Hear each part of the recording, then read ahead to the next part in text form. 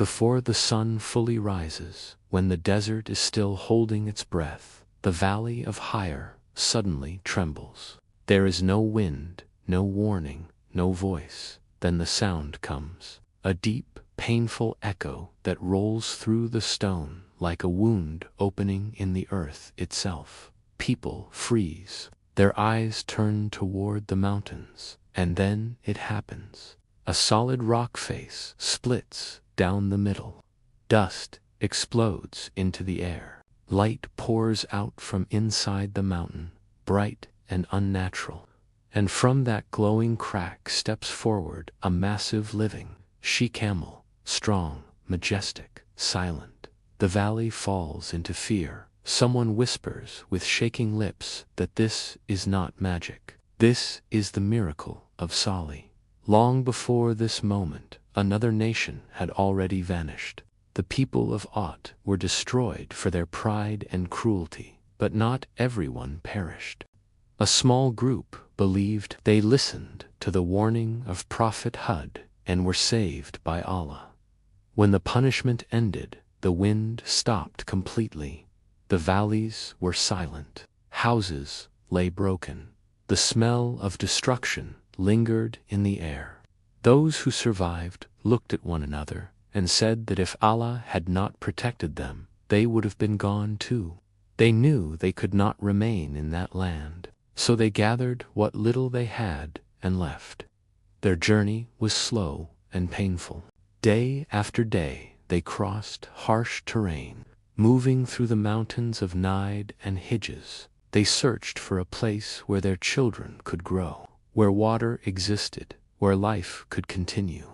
Eventually, they reached a fertile land known today as Ula. Springs flowed there, gardens grew. The soil was generous. Their families expanded. Generations passed, and from those generations emerged a new nation, settled deep within the valley of Hire. This was the beginning of Thamud. Allah blessed Thamud with everything a nation could ask for: strength of body, sharp intelligence, artistic skill, natural resources.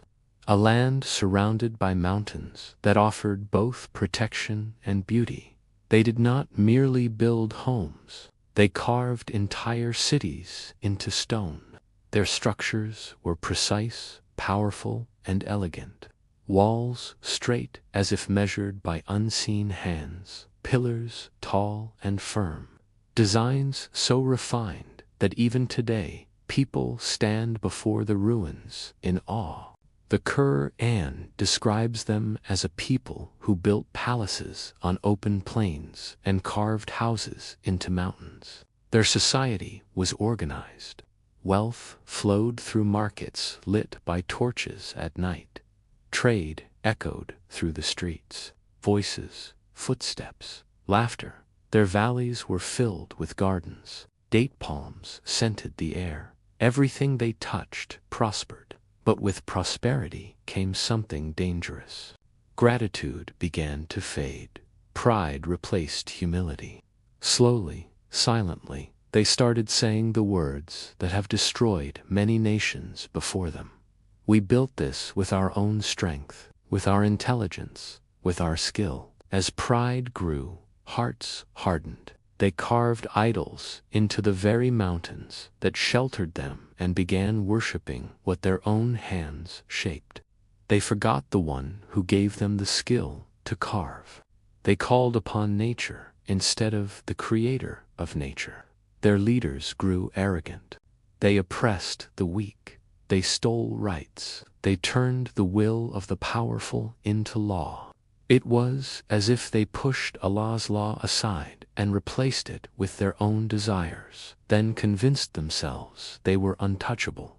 Corruption spread openly. Sin became normal. Their famous boast echoed through the valleys. We carve mountains into homes. Who can defeat us? They confused blessings with entitlement. They forgot that Allah gives and Allah takes. In this same valley, in the home of a respected man named Ubayd bin Maz, a child was born. From the moment people saw him, they felt something different. His presence was calm. His eyes held depth, his heart leaned toward truth. His name was Salih. As a child, he was gentle, thoughtful, honest. Elders would say, "This boy is not ordinary." His words carry weight. As he grew older, he remained unlike the rest. The noise of wealth did not attract him. The pride of his people did not impress him. He preferred silence, reflection, remembering Allah. Then one night, Allah chose him. Prophethood was placed upon his shoulders. Salih returned to his people and spoke clearly, "Worship Allah alone. You have no God besides him." The leaders laughed. They said that yesterday Salih was their trusted friend, and today he was challenging their beliefs. They accused him of betraying tradition, of insulting their ancestors. They said they once considered him righteous, but now he was dangerous. Salih spoke with patience. He reminded them that the land, the buildings, the mountains, the skill in their hands were all gifts from Allah. He asked them to be grateful, to abandon shirk, but they demanded proof. They said words that would seal their fate. "If you are truly a prophet, bring us a sign."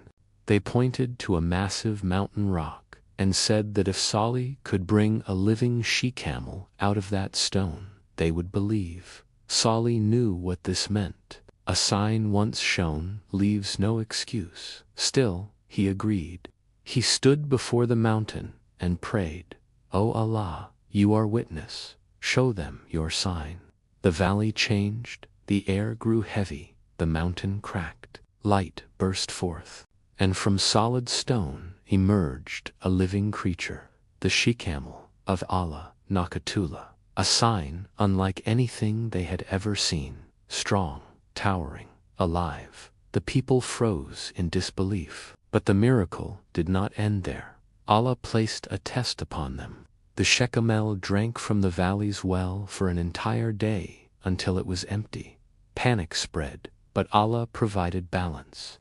The next day, the camel produced so much milk that every household, every child, every animal was satisfied. The rule was simple: one day for the camel, one day for the people.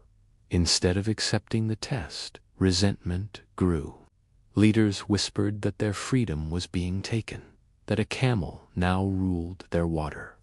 When some among the people began believing in Salih, fear turned into jealousy. The leaders knew that as long as the camel lived, Salih's message would grow. So they plotted. Remove the sign, destroy the proof. A wealthy woman promised marriage and status to whoever would kill the camel. Young men, blinded by greed and pride, accepted. One night, as the camel returned from the well, an arrow struck her leg. Then the group attacked together and killed Allah's sin. They shouted in triumph, "Now the water is ours." They thought the threat was gone. Salih arrived, his face pale, his eyes filled with sorrow. He asked them what they had done. He told them they had killed the sign of Allah, and then he warned them, "You have only a few days left." They mocked him. They saw no punishment, but the countdown had begun. The first day their faces turned yellow. The second day they turned red. Heat filled the air. The sky glowed. The third day their faces turned black. The smell of death spread through the valley. Regret arrived too late. Before dawn, the earth shook. Mountains trembled. A scream tore through the valley so violently that hearts burst and souls left bodies instantly. Every person collapsed where they stood. The Qur'an says a single mighty blast seized them. Thamud was erased. Salih stood at the edge of the valley and spoke one final time.